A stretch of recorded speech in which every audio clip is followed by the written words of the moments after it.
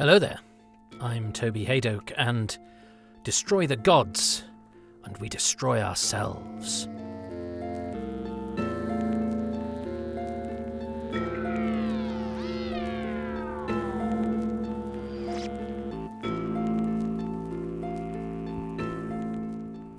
Welcome to Too Much Information, which aims to tell you the who, what and when of Doctor Who, a television programme about the way love can bond people from different times and places, but so too can hate.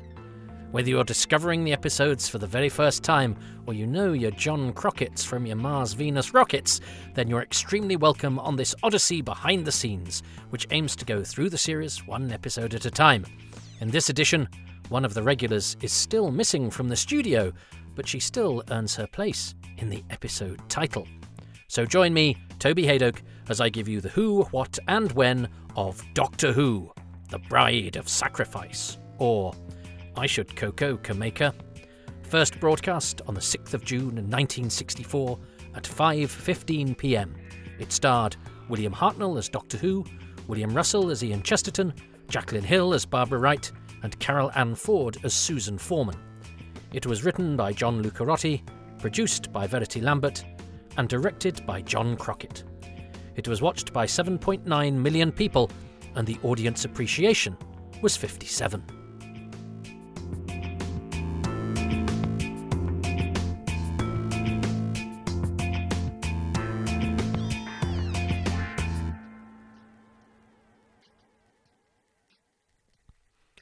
Barbara stops Ixter from killing Ian by holding a knife to Totoxal's throat.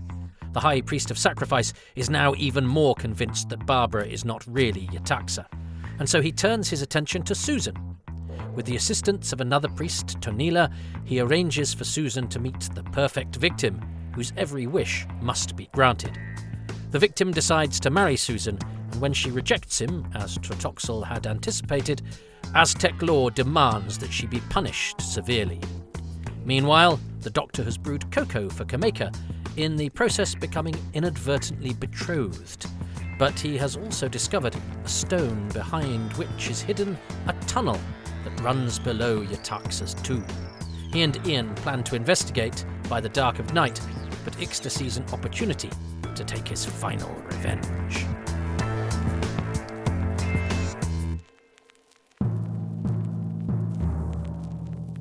The When. 9th of March 1964. While John Lucarotti is busy writing The Aztecs, discussion is underway regarding Doctor Who's time slot. In particular, Terence Cook, the organiser for BBC Drama Serials Department, indicates that the programme will be brought forward by 15 minutes to a 5 p.m. start time. This change will take place as of 6th of June, the broadcast date for The Aztecs, Episode 3.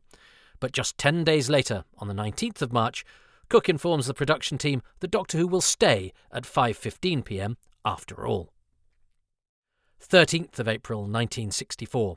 With Carol Ann Ford scheduled to be on holiday during the studio sessions for The Warriors of Death and The Bride of Sacrifice, the two middle instalments of The Aztecs, arrangements have been made to release her from rehearsals for the 5th episode of the preceding story, The Keys of Marinus, so that she can pre-film material at Ealing on this day. Joining Ford in a scene for The Bride of Sacrifice are not only Keith Pyatt as Ortlock and Walter Randall as Tonila, who had also been required for the pre-recorded segment to be inserted into The Warriors of Death, but also Andre Boulay as the perfect victim. 14th of April 1964. One additional insert for The Bride of Sacrifice is pre-filmed at Ealing. This is the shot of water rushing over Ian's feet for the episode's closing moments, though a stand-in is used to save having to pull William Russell out of rehearsals for The Keys of Marinus. 11th of May 1964. Rehearsals begin for The Bride of Sacrifice at the Uxbridge Road Drill Hall. Carol Ann Ford is now enjoying the second half of her fortnight's holiday, so she isn't present for the week. 15th of May 1964. For the second week in a row, Doctor Who is recorded in Studio 3 at BBC Television Centre. But you shouldn't take it for granted that the perennial battle over the show's studio space has been settled at last. For more on that, come back for the too much information on episode 4 of The Aztecs, The Day of Darkness. During a break from camera rehearsals this afternoon, publicity photographs are taken of William Hartnell as the Doctor and Margot van der Berg as Kameka. They are staged on the set for the Garden of Peace, which designer Barry Newbury has now reassembled. It was mistakenly broken up after the taping of Part 1, The Temple of Evil, on the 1st of May, and was hastily replaced with a temporary solution for The Warriors of Death on the 8th of May. The Bride of Sacrifice is recorded as usual between 8:30 and 9:45 p.m. Unfortunately, at the end of the evening, it's discovered that there's an issue with the closing credits. Bear in mind that in 1964, the closing credits were a physical entity, printed to the production team's specification and hung on a roller at which one of the studio cameras was pointing. In this case, however, it's found that the captions have been printed erratically. There's nothing to be done about this at literally the very last minute, so the day ends with the Bride of Sacrifice ever so slightly incomplete. 22nd of May 1964. Doctor Who is back at its original Lime Grove production home in Studio D to record The Day of Darkness. But it's now also been agreed that there'll be an additional half an hour of studio time to allow director John Crockett to tape the closing credits for The Bride of Sacrifice. Yes, you heard me. 30 whole minutes for the bit of the show that you probably just fast-forward through, right? Well, no, not you, probably. If you listen to too much information, chances are you're one of those noble souls who refuses to peel their eyes from the screen until the copyright notice has faded to black. But you know what I mean. And, in fact, it's not just studio time that's needed to rectify this particular problem. A second roller caption machine has had to be booked to save the crew from having to set up the credits for The Bride of Sacrifice, dismantle them, and then hang the credits for The Day of Darkness. Nobody said making television in the 1960s was easy. 6th of June 1964. The Bride of Sacrifice does indeed air at 5:15 p.m, precisely on schedule. It gains an extra 500,000 viewers as compared to the first 2 episodes of The Aztecs, racking up an audience of 7.9 million. That helps Doctor Who to achieve its highest chart placement to date, coming in at number 19 in the weekly table, one better than The Snows of Terror, the 4th part of The Keys of Marinus. But that comes at the expense of the appreciation figure, which dives 5% to 57%, the lowest mark since The Firemaker, the last instalment of the very first story, way back in those pre-Dalek days of mid-December 1963. 12th of June 1964. The Aztecs is the subject of a rather derisory allusion in today's edition of the Buckinghamshire Examiner. The item in question is actually a brief assessment of the Yul Brynner film Kings of the Sun. But the inclusion of the movie of the legendary Mayon of Mexico leads the paper to deem that, although not unlike the childish BBC TV series Doctor Who, it might prove entertaining to some of the less educated cinegoers. Ooh la la. The What? The Bride of Sacrifice opens with a restaging of the final seconds of The Warriors of Death. The 2 versions of these events differ in several small ways. The characters aren't all in quite the same positions, for instance, and Barbara can now be seen entering the barracks behind Tlatoxel. But the biggest difference is that, with this sequence no longer serving as a cliffhanger, John Crockett has dispensed with the extended moment of hesitation that Barbara experiences after Tlatoxel taunts her about saving Ian. Instead, her decision to threaten the High Priest of Sacrifice comes almost instantaneously. There are subtle differences in the ensuing action between script and screen. Once Barbara declares that she will kill Tlatoxel if Ian dies, John Lucarotti writes, Barbara tightens her grip. There is no doubt in anyone's mind that she means it. Tlatoxel knows it. Slowly he shakes his head at Ixter. Ixter lowers his club. This comes before Barbara's directive to put the weapon down, whereas on recording, Ixter doesn't move until Barbara's instruction. Similarly, the scripted scene has Barbara take the knife away from Tlatoxel's throat as soon as Ixter has cast his club aside. In the broadcast version, however, she waits until Tlatoxel has agreed not to punish her companions. Andre Boulay, who's portraying the perfect victim, appears to make a mistake following his announcement that Ixter cannot claim victory in the combat. After banging the ceremonial clubs together, he starts to put them back down on the table next to Ian, but then he seems to remember that he's actually supposed to hand them to Walter Randall, who's playing Tonila, which is what's called for in the script. Indeed, it looks like he's prompted by Randall gesturing for Boulay to give the clubs to him. As a result, the transfer looks a little awkward on screen.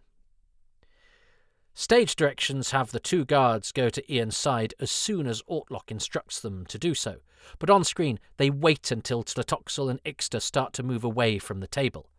It would seem that John Crockett chooses to stagger the action like this so that viewers aren't distracted from Tlatoxel picking up the poisonous thorn.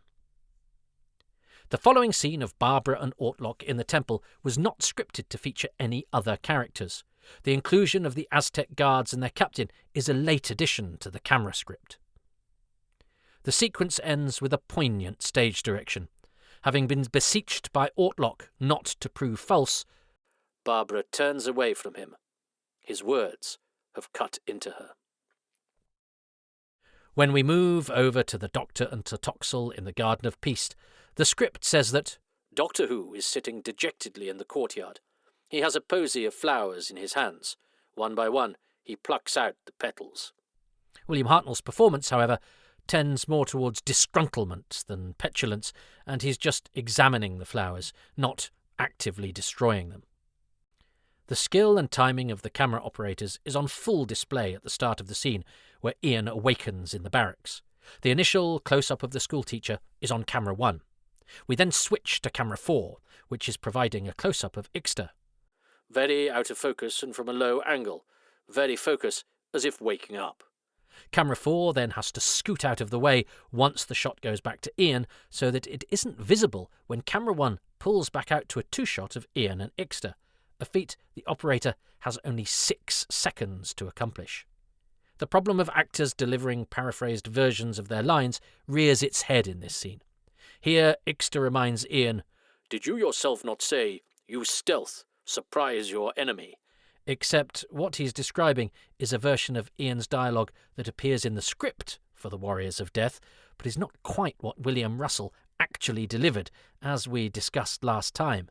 Indeed, despite Ixter invoking the word stealth on 2 occasions here, it's never uttered on screen by Ian at any point in the Aztecs. As written, Ixter is a right barrel of laughs here. First, after pointing out that he followed Ian's own advice to defeat him, the accompanying stage direction is, he laughs. He is pleased with his moral victory. More laughs are meant to come as Ixter reacts to Ian's surprise when the warrior offers to help him to his feet, and again when Ixter explains that his deception about the drawings of the tomb was another example of stealth and cunning. Ian Cullen, playing Ixter, ignores all of these.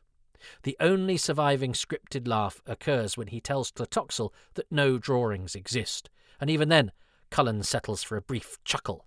The effect is to make Ixter less cartoonish than he appears on the printed page, and correspondingly, more menacing. For a script as well written as the Aztecs, the fate of Ixter's father represents a rather surprising loose end. It's already been established as far back as episode 1 that he is dead, and this is reiterated by Ixter here. But, one speech later, Ixter instead states that his father has disappeared. Later we'll learn that his father gave Kameka a brooch which came from Yetaxa's tomb, so it seems pretty clear that Ixter's father is meant to have taken advantage of the tunnel that leads from the Garden of Peace under the tomb to rob it of its riches, and that he had already begun this process before his death. It also seems reasonable to presume that he perished while in the act of plundering, perhaps even drowned under circumstances very similar to those Ian faces at the end of The Bride of Sacrifice. But in that case, it's odd that there's no on-screen confirmation of this. John Lucarotti seems to be building up to the discovery of Ixter's father's body while Ian explores the tunnel, but it never comes to pass.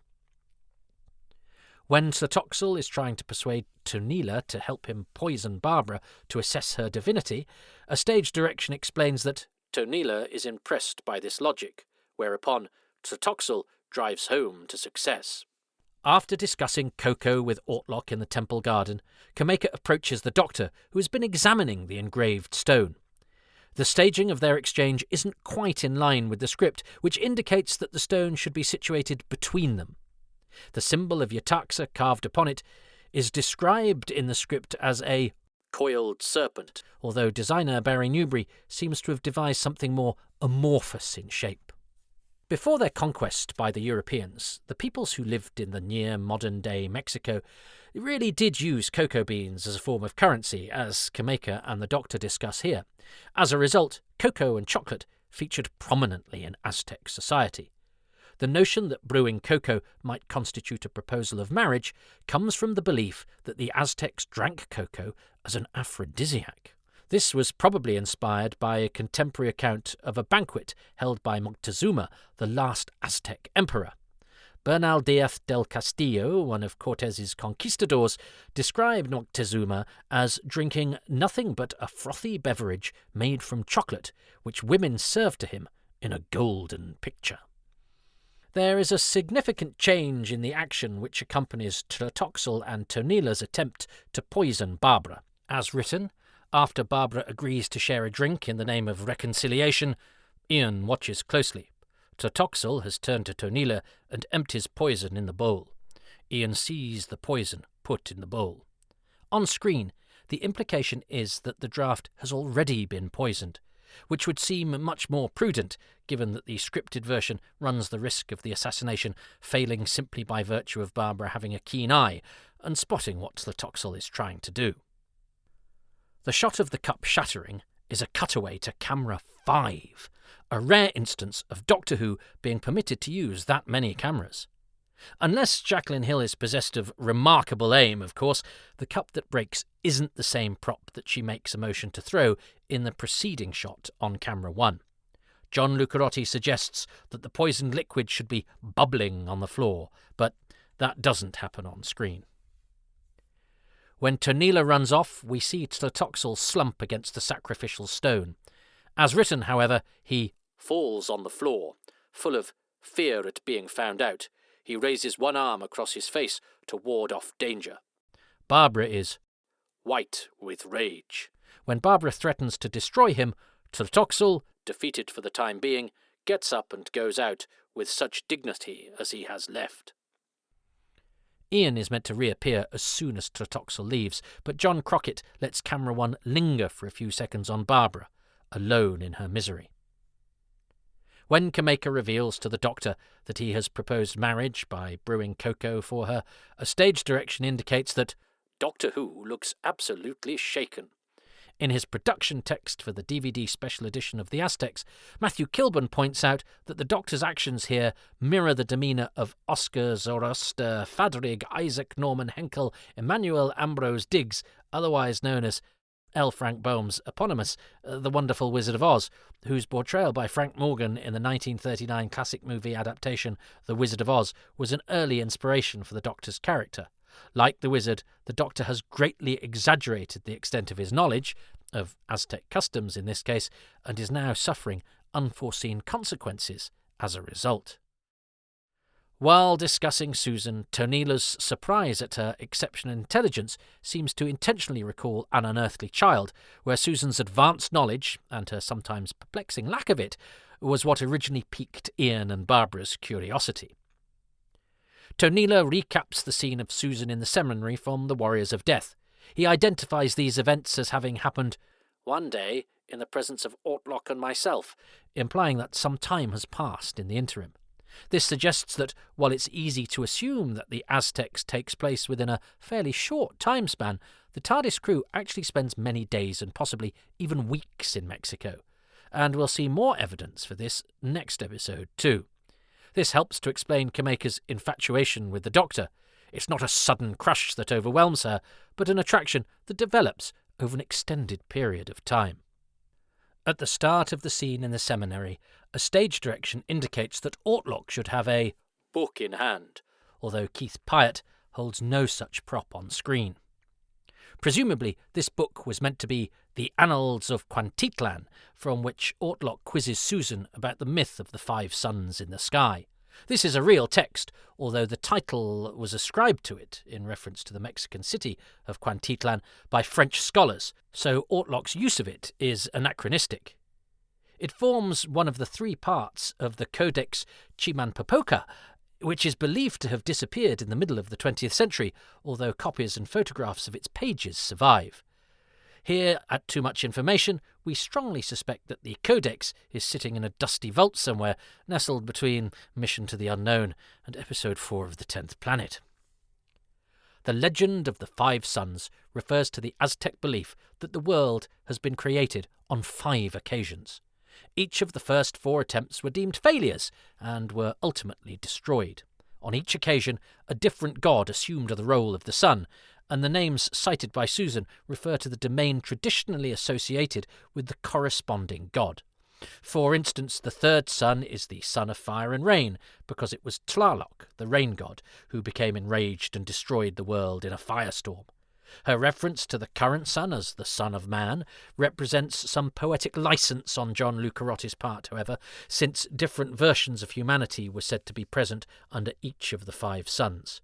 We might suppose that it's at least partly intended to evoke Jesus, known as the Son, S-O-N, of man, to reassure any members of the viewing Christian majority who might be uncomfortable after 3 weeks of Doctor Who steeped in the traditions of a pagan religion.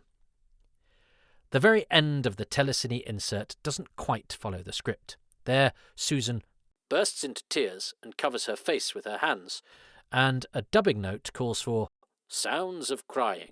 Instead, Carol Ann Ford delivers a more resolute performance, maintaining Susan's dignity rather than having her reduced to hysterics. The next scene dispenses with John Lucarotti's intended ending too. Having delivered his final line about setting up a garden with Kameka, the Doctor is meant to be looking around the garden, while between the pair we can see the stone that bears Yetax's symbol. The Doctor spies it, and camera 2 is supposed to push in fast to stone, as Kameka looks puzzled. None of this action happens, and the position of the camera is instead at an angle to the stone, leaving it well out of shot. Walter Randall's stoic performance as Tonila disguises some of the emotional torture that John Lucarotti intends for the character. When Barbara accuses him of sinning against her with the poison, a stage direction notes that Tonila is half convinced by all this and is in some agony of indecision. Tlatoxel stays out of frame during this part of the scene, but that doesn't seem to have been Lucarotti's vision. Tlatoxel, ever wary, steps in smartly, he writes when Barbara remonstrates with Tonila, and when Barbara admonishes him to be quiet, Tlatoxel is furious, but restrains himself. Another stage direction that didn't survive rehearsals describes Barbara's demeanour after Tlatoxel demands a punishment with thorns for the as-yet unnamed offender who will, of course, turn out to be Susan. Writes John Lucarotti, Barbara turns her head away. She is horrified. She half whispers. Likewise, Barbara's agreement to the punishment is meant to come after a pause. A moment, Barbara nods sharply, reluctantly. Tlatoxel smiles in triumph. Suddenly, Barbara gets an idea. Only now does she suggest that her servant should be present.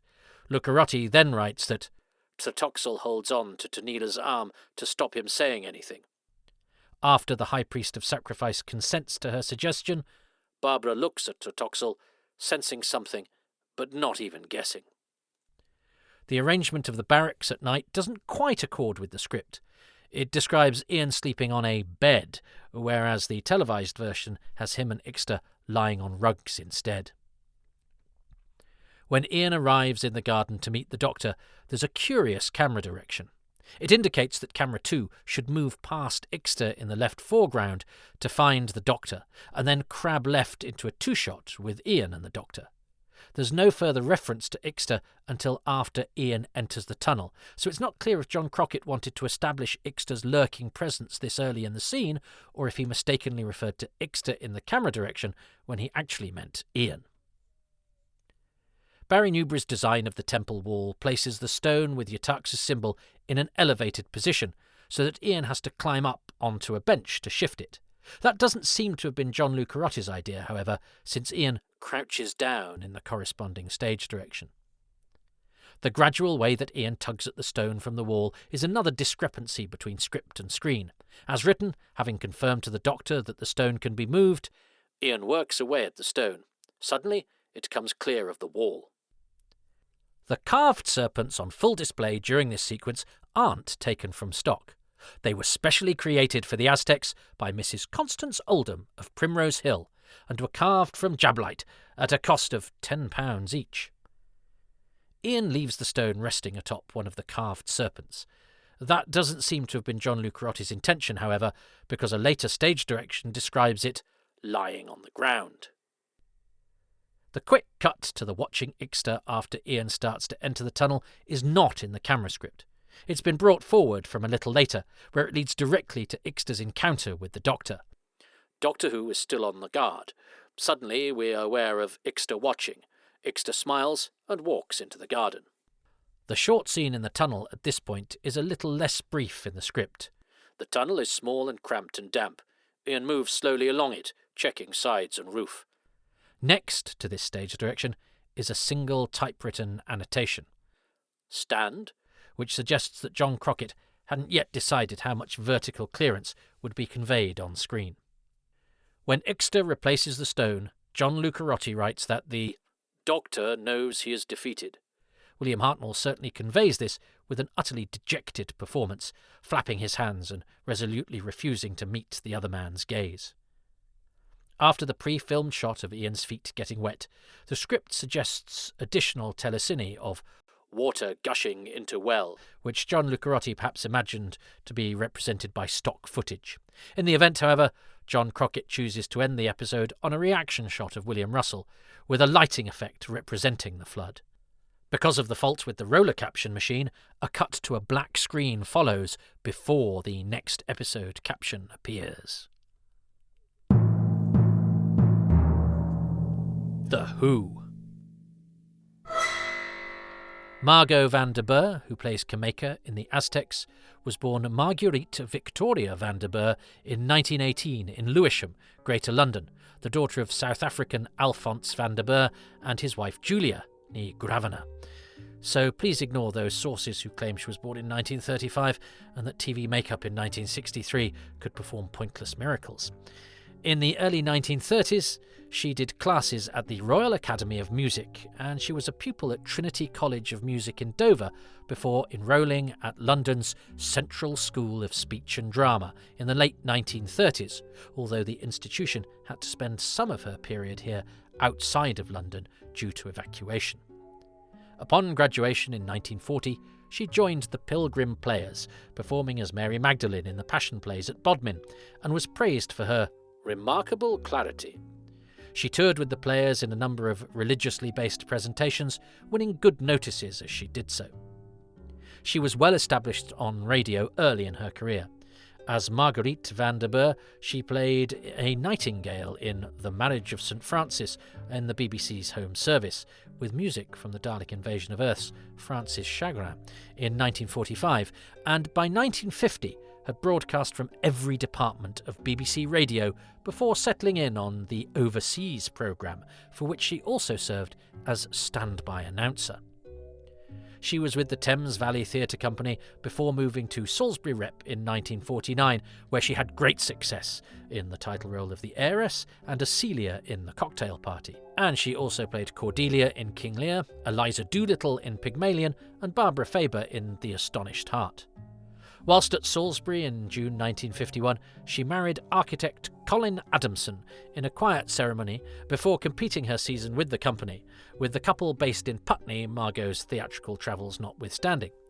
She was appearing in 2 bouquets when she got married, with her saying "I do" on stage at the same time as in real life, although of course the ceremony with her theatrical husband wasn't legally binding, although as it was with the actor James Cairncross, they remain linked by Doctor Who, as he guest stars in the show's very next historical adventure, playing Le Maître in The Reign of Terror, and later Beta in The Crotons. By this time, Margot had made her first screen appearances. She'd played on television as early as 1946 in The Thracian Horses, and she had a non-speaking, uncredited role in Laurence Olivier's film of Hamlet. This didn't lead to a glittering movie career, but television was serving her better, with good roles in productions throughout the 1940s and 50s, which meant that by the time of the Aztecs, she was a veteran of the medium. Her career continued in a similar vein for the next couple of decades. She played on television in the likes of R3, Maigret and Edward VII in respectable guest roles, before returning to Doctor Who as Katura in The Keeper of Traken. She did a couple of classics, Sense and Sensibility and The Pickwick Papers, plus an episode of Dempsey and Makepeace before the end of her television career in the mid-1980s, and surfaced just once more at the cinema in the 1991 film Blonde Fist, starring Margie Clark. Her steady theatre career, which included doing poetry readings and recitals, sometimes alongside K9 himself, John Leeson, also wound down in the mid-1980s. Margot van der Berg died in July 2008 at the age of 90. André Boulet. For many years, André Boulet, who plays the perfect victim in The Aztecs, was, like Tom Booth and David Anderson, one of those Doctor Who actors that got away. But due to some intrepid work from various Who scholars and record diggers, we now have an accurate, if scant, account of his life and metamorphosing moniker. He was born Joseph Jean-Henri André Boulet, but Boulet spelt B-O-U-L-A-I-S, on the 16th of September 1934 to Frédéric Boulet and Yvonne Ponty-Brillant. Now, if you'd care to dig, then you'll find alternative records giving his birth date as the 17th of December and or in 1932 or 1933, but there's been a fair amount of digging going on round these ear parts, and satisfaction has been reached. He was definitely, it seems, baptised on the 21st of September 1934 at the Saint-Jacques Roman Catholic Cathedral in Montreal. When he was 17, he and a friend decided to hitchhike from Montreal to New York, and once there, a chance encounter changed his life. One night at the Blue Angel Bar, I noticed a gentleman who fascinated me. He kept pacing backward and forward, his glass in his hand, and his eyes fixed on me. I didn't know what to think. Finally, the strange gentleman approached me and introduced himself as a Hollywood talent scout. He told me he wanted me to go to Hollywood for a screen test. The scout had to phone Boulet's parents to get their permission to take him to LA, and upon their agreement, he was in the big city and under the bright lights, albeit playing minor parts in a few movies, and he was definitely resident and working in the US in 1952. He first visited the UK in 1957, but having been ordered by his doctor to take a year off, he returned to Canada and then played at various New England theatres before touring Europe and settling in Paris in 1958. He established himself as an actor there, including appearances in the Reynaud Barreau Theatre Company and understudying in Peter Brook's production of Jean Genet's Le Balcon. He was supposed to have a role in that, but it got lost when the script was revised and the part removed. In 1963, his Fiat car, which he had left in Montreal, was auctioned off to cover money owed, $327, to the mechanics it had been left in the charge of. His 1964 employment in Doctor Who was a positive development for Boulet, who, less than 2 years earlier, had proved to be every inch the starving actor when he was caught and charged with stealing a packet of pork chops, a packet of cod fillets, a packet of cheese slices, and a tin of stuffed cabbage, for which he was fined £1 and ordered to pay £9 9 costs in May 1962. Ironically, later that year, he was in the dock again, but this time playing an aristocratic French playboy accused of jewellery theft in The Verdict Is Yours, a fictional scenario on ITV. Soon after his appearance as the perfect victim, however, he appears to have set sail for the States again, resident there by 1965 and in 1969, married to Pearl Yamponsky in Arlington, Virginia. One thing we know for sure about André is that he could sing, and by December 1969 he was performing on Broadway in the very first performance of the Alan J. Lerner André Previn musical Coco at the Mark Hellinger Theatre. Coco is set in Paris, so maybe his French connections had something to do with his suitability for the role of Julian Lesage. Not a huge part, but a named one in an illustrious company that included Katharine Hepburn in the lead role, as well as future security chief of Deep Space Nine, René Auberjonois.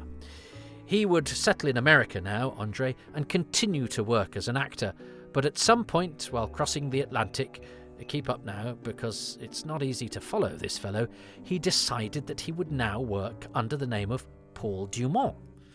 He was established enough in the US by 1970 to be playing parts on television, notably a short run in the perennial daytime soap All My Children in 1970.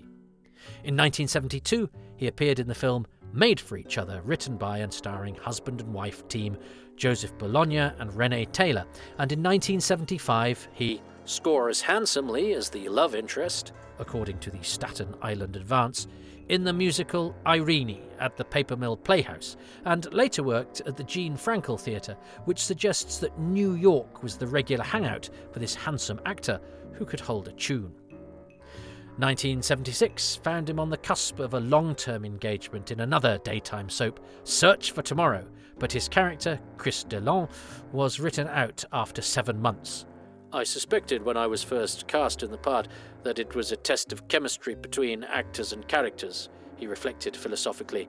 The test just didn't work. Andre Boulet, aka Paul Dumont, died on the 22nd of March 1996 in Los Angeles.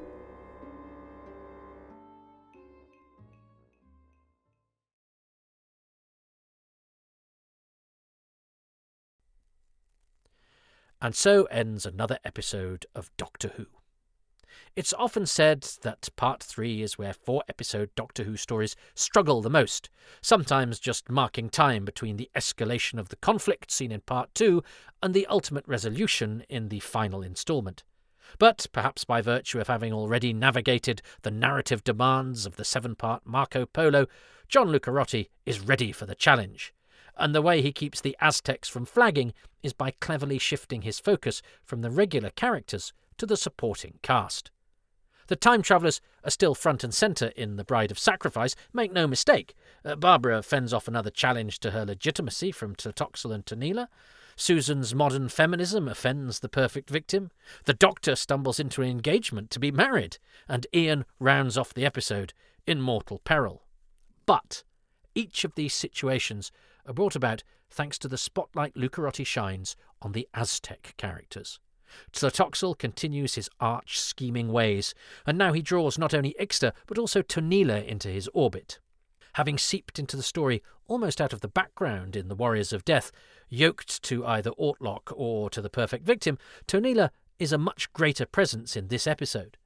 Despite his status amongst the priesthood, he's now positioned as the Aztec on the street, as it were, giving the perspective of the average person who's merely bearing witness to the divine intrigues at play between Yetaxa, Tlatoxel, and Ortlock. Neither as convinced of Barbara's godhood as the High Priest of Knowledge, nor as certain of her duplicity as the High Priest of Sacrifice, Tonila serves as an effective foil. You could imagine the entire episode being told from his point of view, in which it would be the tale of a regular man, his faith put to the test, desperately striving to find a clever way to determine if the strange woman who's come into his people's midst is really a god or a dangerous charlatan. The perfect victim, too, comes into clearer focus in The Bride of Sacrifice. It's important to view him not through a 21st century lens and the knowledge that his imminent demise is a pointless act of meaningless ritual, but on his own terms. From his perspective, he's preparing to make the ultimate sacrifice to save his people from perpetual darkness, and his reward is to enjoy a few days in which his every whim is satisfied. So when Susan not only rejects him, but also describes him as mad and barbaric, it's hard not to feel a twang of sympathy towards the perfect victim, in spite of the fact that Susan's right to self-determination is also inarguably correct. The effect is to enhance Tlatoxel's villainy, since he's the one who set the two unsuspecting characters on such an appalling collision course. And then there's Ortlock, whose unique and vital role in the story now starts to become clear. Keith Pyatt's performance is nowhere near as showy as John Ringham's Tlatoxel, but it's all the more remarkable for the nuance he brings. Pyatt does a great job of evoking the inner struggles that Ortlock experiences as Barbara toys with his beliefs and loyalties, not just concerning human sacrifice, but even relatively mundane matters like Susan's punishment, while also bringing some levity to the part, such as his playful encouragement of Kameka's interest in the Doctor. Even Ian recognises the importance of the High Priest of Knowledge, telling Barbara that Ortlock's the extraordinary man here, thereby setting us up for the story's denouement in episode 4. But Lucarotti's decision to have Susan direct her accusation that the Aztecs are monsters to the most benign character on show is a clear indication that the writer is hugely interested in moral grey areas.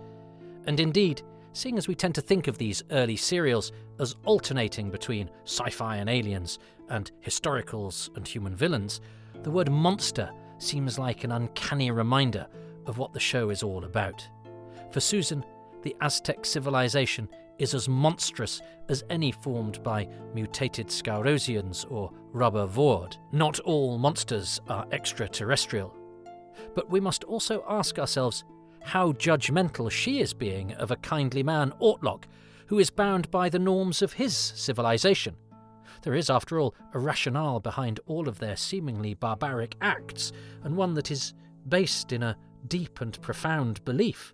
And, of course, our heroes are more than prepared to manipulate this comparatively simple people, who they hold an advantage over only because of their knowledge of the future, not because they're inherently more clever or more able, in order to suit their own ends, which in itself could be seen as pretty monstrous behaviour, depending on your perspective, of course. Oh, and, for once, the High Priest of Knowledge shall be in ignorance.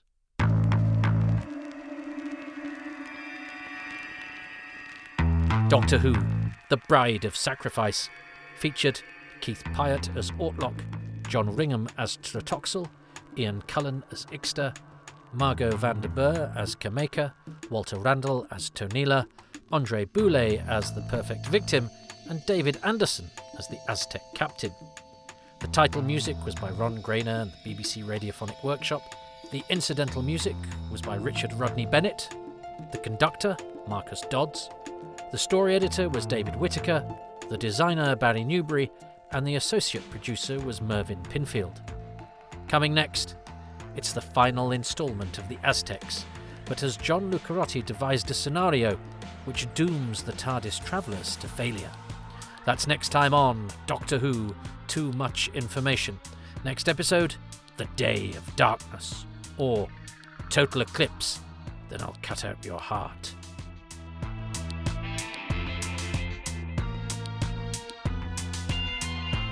Too Much Information, The Bride of Sacrifice, was presented by me, Toby Haydoke, from a script I co-wrote with Shannon Patrick Sullivan. Additional voice work came courtesy of Chrissy Bone, with thanks to Richard Bignell, David Brunt, Graham Kibble-White, Crowell Thal, and Ben Jolly. The series consultant is Richard Bignell, and the music has been specially composed by Wayne Shepherd.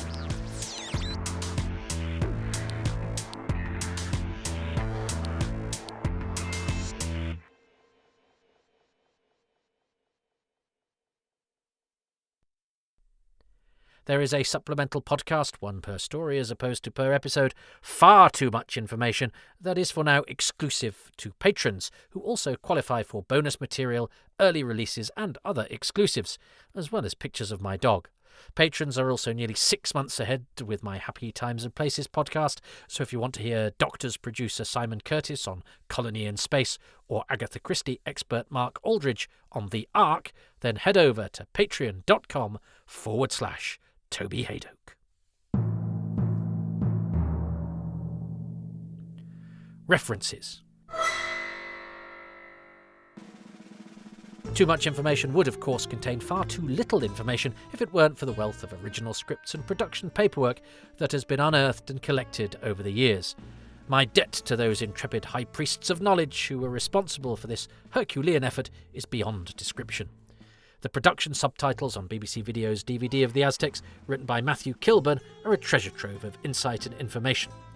Newly available from Telos Publishing is the Doctor Who Production Diary Volume 1 The Hartnell Years by David Brunt, the deepest dive ever undertaken into the surviving documentation that depicts the making of Doctor Who. This goldmine of day-to-day details will let you feel as though you're sitting in the office in 1964, peering over the shoulders of Verity Lambert and David Whittaker. The Doctor Who Production Diary is the latest addition to a small library of splendid reference works that chronicle the earliest days of Doctor Who. They span Jeremy Bentham's pioneering Doctor Who The Early Years, the Titanic tag team of Doctor Who The 60s and Doctor Who The Handbook, The First Doctor, by David J. Howe, Mark Stammers and Stephen James Walker, to the indispensable Doctor Who The Complete History Volume 2, edited by John Ainsworth. The Complete History, also edited by Mark Wright, boasts contributions from Jonathan Morris, Richard Atkinson and Alistair McGowan, and of course it builds upon the archives published in Doctor Who magazine and written by Andrew Pixley. The archive for the Aztecs can be found in issue 266, with updates in the 7th instalment of the Doctor Who magazine special edition. Also a vital resource in the pages of Doctor Who magazine is the Fact of Fiction, for which Alan Barnes studied the Aztecs in issue 516. And a discussion of the relevant periodicals cannot end without an acknowledgement to the premier magazine of Doctor Who research, Richard Bignell's Nothing at the End of the Lane. Occupying its corner of the World Wide Web for 29 years and counting is Doctor Who, A Brief History of Time, open brackets, travel, close brackets. There, Shannon Patrick Sullivan provides another account of the making of the Aztecs, though this one is more, well, brief, as it says on the tin. I walk in the shadows of giants. Giants so dedicated to their endeavours that they never think to take a fortnight's holiday, and besides, they're too big to fit into the film studios at Ealing anyway. I'm indebted to the patrons who make these podcasts possible, and they include Reuben Herfindahl, Stephen Moffat, Peter Burns, James Curray-Smith, Peter Harness, Ronald Hayden, Rob Leonard, Christopher Meredith, Gavin McLean, Richard Straw, Neil Tate, Nick Tedston, Tim Arding, Nigel Bromley, Paul Cook, Richard Chalk, Peter Chamberlain, Grant Davidson, John Deere, Chris Dunford-Kelk, Paul Dunn, El Pandras, Susie Ferguson, Jason Gorman, Siobhan Galichon, Paul Harris, Chris Hyam, Ian Key, Ashley Knight, Joe Llewellyn, Ian K. McLachlan, Philip Marsh, Nathan Martin, Roland Moore, Rick Moran, Kevin Murdoch, Graham Knott, Adam Parker, Barry Platt, Risto Matti Cirillo, Frank Shales, DW Fan 91, Simon King, Scott Burdett, Olivia Hayden, David Nicol, Garth Maker, Lee Coburn, William Lee, Ian Bradley, Damien McGee, Noel Reid Jr., William Remmers, Nigel Sharp, the Society of Prevention of Cruelty to Tower and Woodbeasts, Richard Harris, Jasper Ferguson, John Davey, Paul Gibbons and Paul Sarmer.